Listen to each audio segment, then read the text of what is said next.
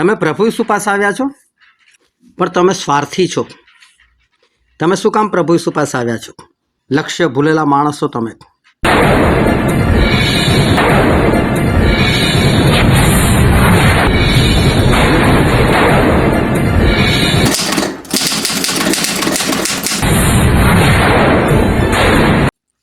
વચન એવું કહે છે, પહેલો પિતર તેનો 2 અધ્યાય અને તેની 9મી કલમ.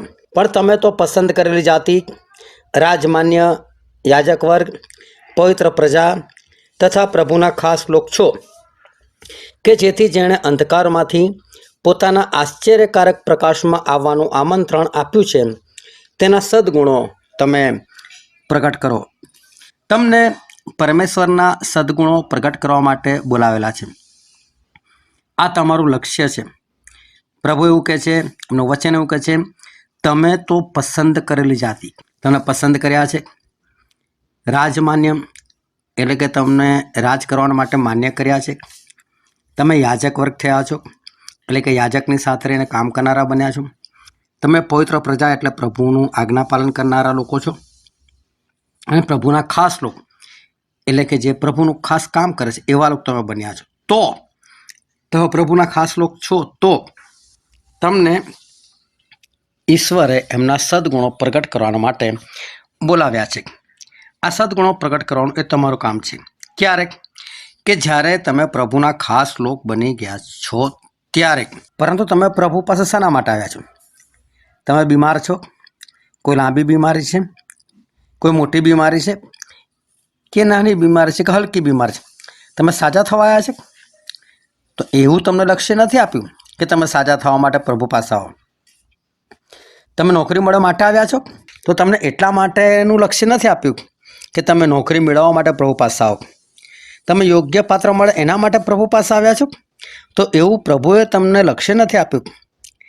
તમારું લગ્ન થાય એના માટે તમે પ્રભુ પાસે આવ્યા છો, તો એવા કોઈ કામ માટે ઈશ્વરે તમને બોલાયા નથી. તમને બાળક મળે એના માટે તમે આવ્યા છો, તો એના માટે ઈશ્વરે તમને દર્શન આપ્યું નથી. તમને ઘર મળે માટે તમે આવ્યા છો, તો ઈશ્વર એના માટે તમને બોલાવ્યા નથી. તમારો ધંધો સારો ચાલે એના માટે તમે પ્રભુ પાસે આવ્યા છો, તો એવું કોઈ લક્ષ્ય ઈશ્વરે તમને આપ્યું નથી. પાછું એવું થાય કે સાજાપણું ના મળે, તમને યોગ્ય પાત્ર ના મળે, નોકરી ના મળે, લગ્ન ન થાય, બાળક ન મળે, ઘર ન મળે, ધંધો ન સારો ચાલે, એટલે પાછું પ્રભુને છોડવાની વાત કરવાની. લક્ષ્ય તમે ભૂલો અને વાંક પરમેશ્વરનો. ખોટી માંગણીઓ તમે કરો અને વાંક પાછો પરમેશ્વરનો કાઢો. તમે ખાસ લોક બનો તો તમારા કામ ઓટોમેટિક પૂરા થઈ જશે. તમારી ખોટી દુર્વાસનાને અર્થે પ્રભુને બદનામ ના કરો. જો તમે તમારું કામ કરાવવા માટે પરમેશ્વર પાસે આવ્યા છો, તો તમે સ્વાર્થી છો.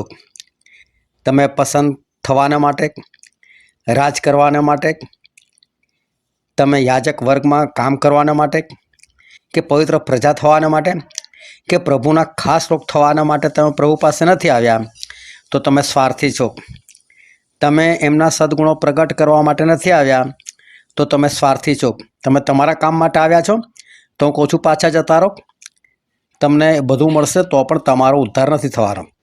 લક્ષ્ય આ એક જ છે કે તમારે પ્રભુના ખાસ લોક બનીને પ્રભુના સદગુણો પ્રગટ કરવાના છે. એના માટે તમને બોલાવ્યા છે. બીજી કોઈ બાબત માટે તમને બોલાવ્યા નથી. ઇઝરાયલ પુત્રોના રસ્તામાં કપડાં મળ્યા, સાજાપણું મળ્યું, શેતાનથી છુટકારો મળ્યો, પણ છતાં રસ્તામાં જ નાશ પામ્યા. એ જ હાલત તમારી થશે. એના કરતાં બહેતર છે યોગ્ય રીતે લક્ષ્યમાં ચાલો, કાં તો પછી પ્રભુને છોડી દો. કોઈ ફાયદો તમને થવાનો નથી. ચાલવું હોય તો યોગ્ય રીતે ચાલો, નહીં તો ચાલશો જ નહીં.